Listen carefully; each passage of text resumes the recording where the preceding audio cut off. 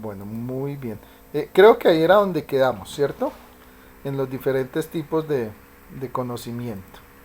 Si no me falla la memoria. Creo, ¿sí o no?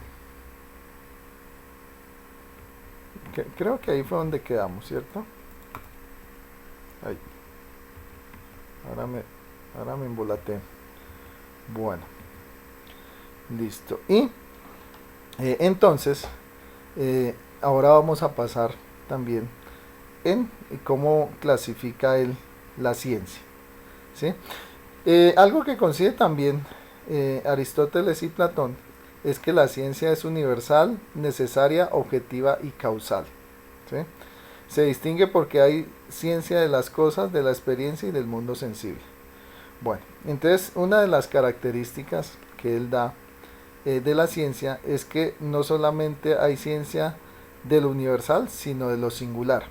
Acordémonos también que él dice que todo, que vamos del todo hacia las partes, ¿sí? De lo singular a lo general, o de lo particular a lo universal. También que la ciencia es un conocimiento necesario y que la ciencia es un conocimiento obtenido por la demostración, por inducción o por silogismo. Ahorita entonces vamos a mirar qué es la inducción y qué es el silogismo. También es un conocimiento por las causas y que es un conocimiento verdadero y cierto. O sea que acá ya estamos viendo cómo Aristóteles básicamente pues ya está dando digamos las bases de lo que conoceríamos como el método científico, ¿sí? Ustedes saben que el método científico parte de la experimentación, parte de una teoría, ¿sí? Que también se trata entonces de llegar a un conocimiento universal, que también se trata de conocer las causas, ¿sí? Eso es la ciencia. Bueno, y la inducción es lo que nos permite pasar de lo individual a lo general, de las partes al todo, o de lo particular a lo universal, ¿sí? Y el silogismo, pues precisamente es lo que veíamos en la primera clase, ¿sí? Lo que es la lógica, ¿sí? Entonces los silogismos utilizan una figura lógica que deduce una conclusión a partir de las premisas, que era precisamente lo que veíamos en la primera sesión de clase. Entonces, para él, para Aristóteles, estos dos principios son los que fundamentan la ciencia. El método inductivo, ¿sí? Estudiar de las partes para llegar al todo, pasar de lo particular a lo universal, ¿sí? Y el silogismo, que parte de unas premisas lógicas para llegar a una conclusión también lógica, ¿sí? Bueno, también él parte una clasificación de las ciencias, ¿sí? Eh, Ojo, él o para él la lógica no es una ciencia, sino es un organón, o más bien un instrumento o un procedimiento que es válido para todas las ciencias. Por eso ustedes se dan cuenta que hay lógica matemática. No sé si ya vieron lógica matemática en matemáticas el año pasado yo de verdad no tengo ni idea si es en décimo o en once que uno ve lógica matemática. ¿Ustedes ya vieron lógica en matemática, muchachos?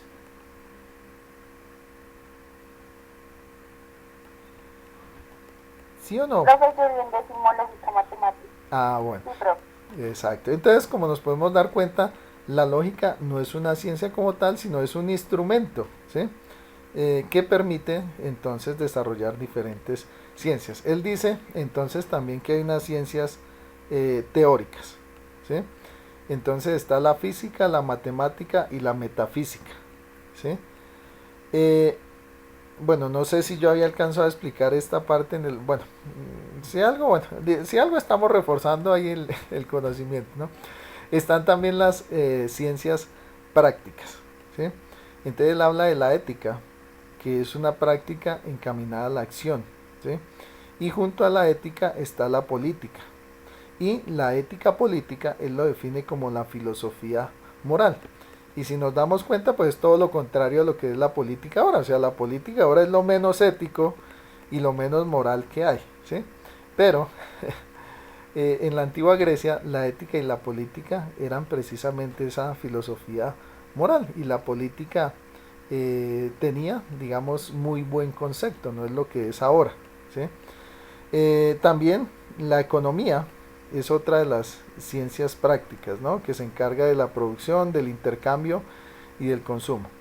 Y por otro lado están las ciencias poéticas. Entonces, eh, dentro de las ciencias está la poesía, o sea, lo que llamaríamos hoy la lírica. Ustedes saben que un poema pues tiene unas reglas de métrica, de, bueno, todo lo que ustedes ven por allá en español. Y la retórica. La retórica es el arte de hablar bien o el arte de convencer, que es lo que utilizan los políticos, o es lo que utilizamos también muchas veces los maestros, es decir, utilizar la retórica, es decir, nuestra oratoria o echar carreta para tratar de convencer a quienes nos escuchan. Bueno, aquí vamos a mirar también lo que es la metafísica para Aristóteles. Valentina, ¿me puedes leer? O Fernanda, ¿me puedes leer? Fernanda. Bueno, Sí, gracias. señor. Listo. La metafísica para Aristóteles. La metafísica es la ciencia primera, la más abstracta, la más general, conoce todas las cosas por sus primeras causas y principios. Ahora bien, debe partir de la experiencia. El primer contacto es con lo concreto por medio de los sentidos. A continuación, la mente abstrae las formas esenciales. Listo, muchas gracias. Entonces, bueno, no sé si alcancé a explicar esto, pero actualmente se ha, digamos, degenerado mucho el concepto de metafísica, ¿sí? Porque, pues, en la actualidad se relaciona la metafísica, por lo menos, con la parapsicología. O sea, por ejemplo, esa gente que estudia los fantasmas, esa gente, digamos, que predice el futuro, ¿sí? Pero en un principio eso no era la metafísica. Es decir, la metafísica era la ciencia por la cual se extraía, ¿sí? Se extraía, digamos, es el conocimiento. Es decir, la experiencia me da eh, un tipo de conocimiento, ¿cierto? Cuando yo toco, vuelo, veo, siento, saboreo, bueno, etcétera, etcétera, ese primer contacto, ¿sí?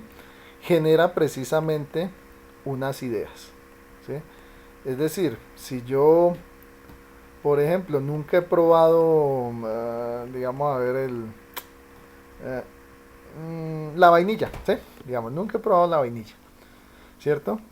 Pero entonces, ya cuando yo la pruebo, la saboreo, si la huelo, ya me estoy haciendo una idea de qué es la vainilla. Entonces, mi mente es capaz de extraer, ¿sí? Extraer esa idea de lo de que para mí es esa vainilla, ¿sí? Entonces la metafísica prácticamente es eso, es decir, es la ciencia que nos permite extraer, ¿sí? Pasar de lo concreto al abstracto, de, digamos, de esa experiencia sensible a la idea del objeto que yo estoy experimentando, ¿sí? Entonces eso es lo que hace la metafísica, es decir, cuando nosotros construimos ideas, conceptos a través de la experiencia, pues estamos haciendo un proceso metafísico de abstracción. Entonces, eso es lo que dice Aristóteles. Entonces, Aristóteles dice, toda esta experiencia, ¿sí? Permite la extracción de las ideas, y esas ideas son las que nos permiten conocer el mundo, ¿sí? Y concebirlo en nuestra mente, es decir, hacernos una idea de lo que tenemos al frente. Bueno, hasta ahí me he hecho entender, sí, o muy complicado el asunto.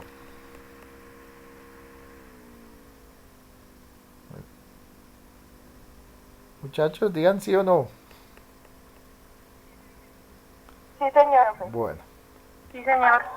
Sí, listo. profe. Listo, entonces, ¿qué es la abstracción? ¿Sí? Acá entonces vamos a ver un ejemplo, pues muy sencillo y muy bonito. Ahí tenemos una cantidad de perritos, ¿cierto? Cada uno de esos perritos es de una raza diferente, ¿cierto? Tienen diferente color, diferente cráneo, diferentes orejas, bueno, etcétera, etcétera, etcétera, ¿cierto? Pero ¿qué es lo que tienen en común todos los perritos?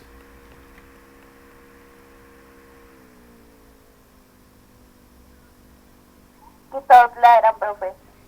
Sí, Caminan en cuatro patas. exacto. Y sobre todo eso, que todos son perros, ¿sí?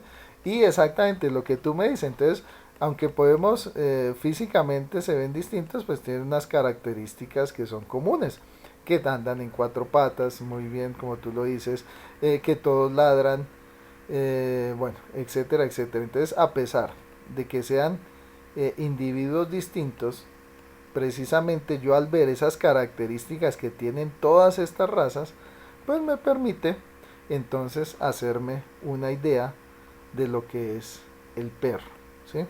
Igualmente, pues cada uno de nosotros somos seres complejos, ¿sí? No hay uno igual a otro, es más, ni siquiera ¿cómo se llama esto?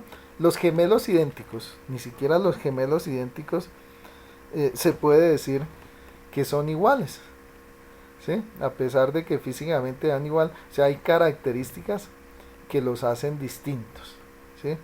Entonces, de esa individualidad que cada uno tenemos, pues también entonces podemos construir una idea más general, ¿sí? Entonces, por ejemplo, de lo que es David, de lo que es Valentina, de lo que es Saraí, de lo que es Fernanda, de lo que es Diego, bueno, de lo que es Marisol, etcétera, etcétera, cada uno somos distintos, pero tenemos a su vez unas características que nos hacen ser humanos. Y una precisamente de esas características que nos hacen ser humanos, pues es precisamente nuestra individualidad, ¿sí?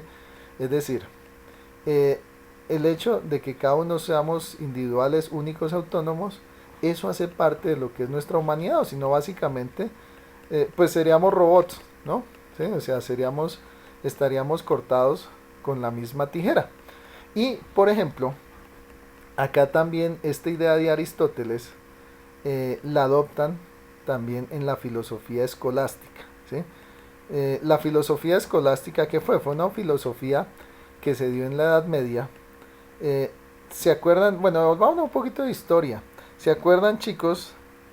En la Edad Media, ¿cuál era la institución más importante o con mayor poder que hubo durante la Edad Media? ¿Quién me puede decir? Es como tener la posibilidad de escoger, o sea, tener nuestras propias decisiones. Exactamente, exactamente. Entonces, ellos parten de esa idea, precisamente esa individualidad del hombre proviene de ese libre albedrío que Dios le da al hombre, es decir, la capacidad de decidir entre el bien, entre el mal, la capacidad de tomar sus propias decisiones. Entonces ahí viene también eso, o sea, ellos dicen, listo, el hombre es una creación de Dios, ¿sí? Pero también es un ser único e inigualable, ¿sí? E irreemplazable, es decir, no hay un ser humano igual a otro. Y también acordémonos que dentro de la filosofía escolástica ellos desarrollan un concepto de lo que es el hombre. Acordémonos que para el cristianismo Dios es una trinidad, ¿cierto? Dios Padre, Dios Hijo y Dios Espíritu Santo. Pero igualmente el hombre también es una trinidad. ¿Cuál es esa trinidad que tiene el hombre? Pregunto yo.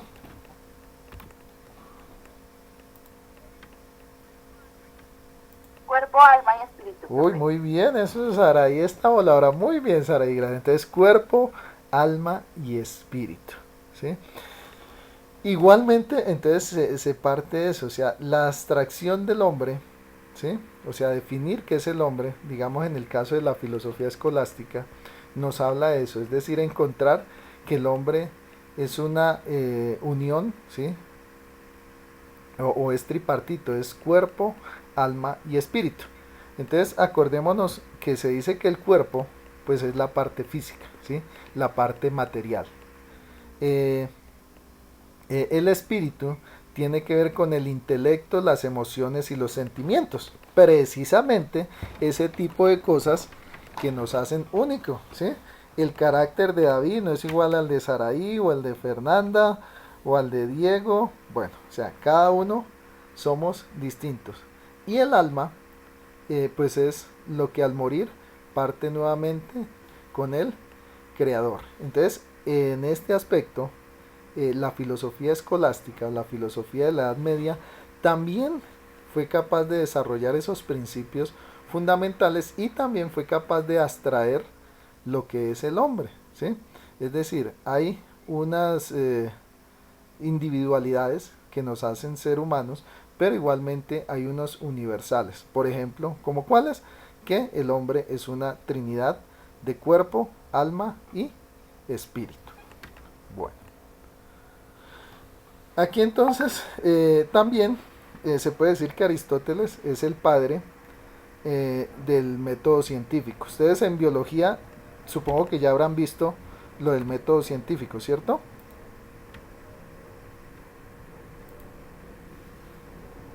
¿Sí vieron el método científico en biología o no?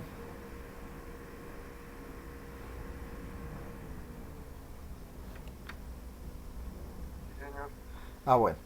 Entonces, aquí vamos a ver también cómo Aristóteles también desarrolla lo que serían las bases del método científico.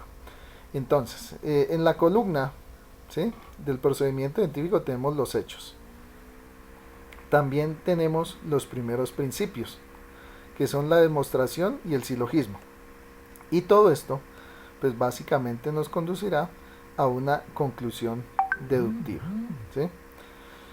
Y a su vez tenemos la inducción. Entonces, la inducción partimos de lo particular, partimos de las partes para llegar hacia el todo o hacia los conceptos universales, ¿sí? Por ejemplo, si alguien quiere conocer la planta, pues lo primero que nos ponen a hacer en biología, ¿qué es? Pues conocer las partes de la planta, ¿cierto? Y entonces, ¿qué es la célula vegetal? ¿Y por qué se diferencia del animal?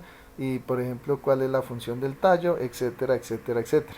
Entonces, precisamente, perdón, eso es lo que hace la ciencia, es decir, sacar las partes del todo. Y por medio de esas partes, por medio de esos particulares, llegar a esos principios universales.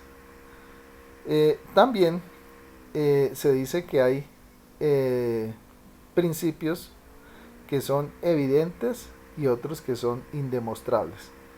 Y también se habla que hay axiomas que son comunes a todas las ciencias, que son propios de algunas ciencias o que son principios de la física aristotélica. Y también esos primeros principios también tienen definiciones. Entonces las definiciones expresan la esencia de algo, el género o la diferencia específica. Entonces, en el método científico tenemos la inducción, es decir, pasar de las partes hacia el todo, ¿sí?, de lo particular a lo general. Tenemos también evidencias que unas pueden ser demostrables y otras no. Por ejemplo, para que tenga un poquito de la idea, ustedes se han escuchado que existe la física teórica, ¿cierto? ¿Se han escuchado de eso, la física teórica? Bueno, ¿saben quién fue Stephen Hawking? Bueno, Stephen Hawking pues hasta ahora es considerado la persona más inteligente del planeta. Resulta que él pues es parte de esos físicos teóricos. O sea, la física teórica estudia principios físicos y matemáticos para entender el mundo. Pero, ¿qué es lo que pasa? Que esos principios, ¿sí?, no se pueden demostrar. Es decir, porque todavía, digamos, la ciencia no ha alcanzado ese nivel de complejidad. Pero desarrollado en teoría, ¿sí? Desarrollado estos modelos teóricos, podemos decir que son verdad. Entonces, lo que nos dice hay evidencias que pueden ser demostrables y otras que no, ¿sí?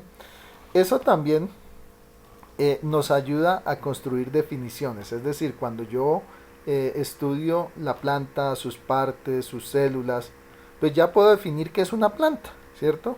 Y puedo distinguir pues qué es una planta de un animal, o más bien, en qué se diferencia una célula vegetal de una célula animal. Y acá también, obviamente, como Aristóteles es el padre de la lógica, ¿sí? Y el padre de los silogismos, pues también aparecen los silogismos, que los silogismos entonces nos sirven también para llegar a una conclusión. Como veíamos en la primera clase, pues existen una premisa mayor y unas conclusiones. También entonces podemos tener unas tablas de verdad. Entonces, el método de Aristóteles pues es un método complejo que utiliza la inducción, que utiliza la intuición, ¿sí? Que busca entonces evidencias, ¿sí? Que pueden ser demostrables o no, que busca también crear definiciones, ¿sí? Es decir, construir conceptos, y que también se apoya pues en los silogismos o en lo que conocemos también como la lógica. Listo.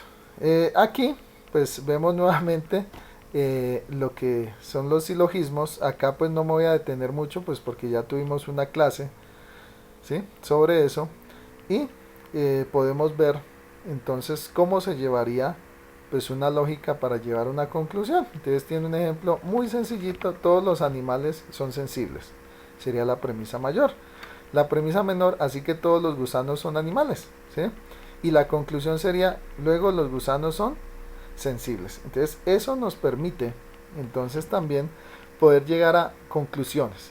Y como les decía, entonces la lógica se aplica en la lógica matemática, la lógica simbólica, ¿sí? Los silogismos, es decir, la lógica no es una ciencia en sí, pero es un instrumento que ayuda a la ciencia. También Aristóteles se basa también en la cosmología, es decir, en estudiar el cosmos. Pero ojo, cuando estamos hablando del cosmos, no estamos hablando por allá del espacio ni nos estamos yendo a la luna, sino que entonces la cosmología, ¿sí? Busca precisamente como definir esos principios universales. Entonces, acá vemos primero, o sea, cómo define Aristóteles la cosmología, que es finalística, es decir, nada es casual, sino causal, es decir, todo tiene una causa, ¿sí? O sea, nada se da por el azar, nada se da porque sí, sino que todo tiene una causa, y si tiene una causa, obviamente va a tener un efecto. Y las causas que él define son materiales, formales, eficientes o finales.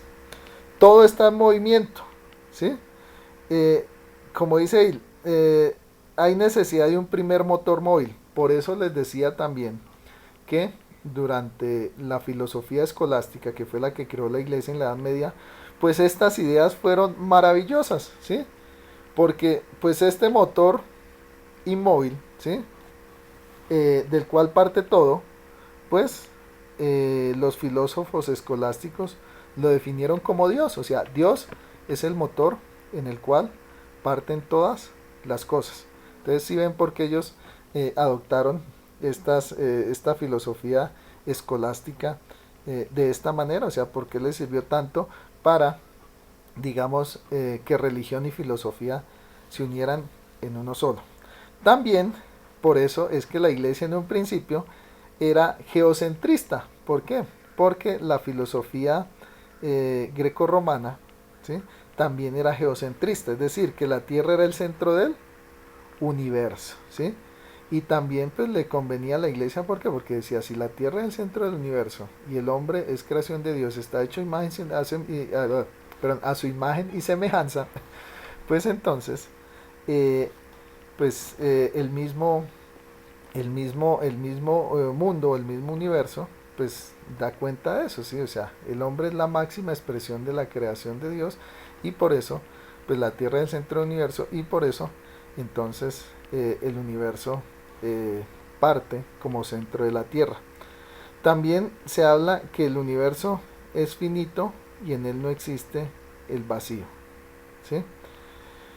Y también se habla de algunas ideas de la heterogeneidad del universo, ¿sí? Y se habla también, por ejemplo, del movimiento circular. Allí, pues esto también es algo, pues, digamos, revolucionario. ¿Por qué? Porque también, pues nosotros conocemos que nuestro universo, o no nuestro universo, sino más bien nuestro sistema solar, todos los planetas tienen órbitas geocéntricas, ¿cierto? Órbitas esféricas, ¿sí? Circulares, en los cuales entonces se está moviendo nuestro sistema solar. Bueno, y también habla de cómo el mundo está compuesto por los 4 elementos.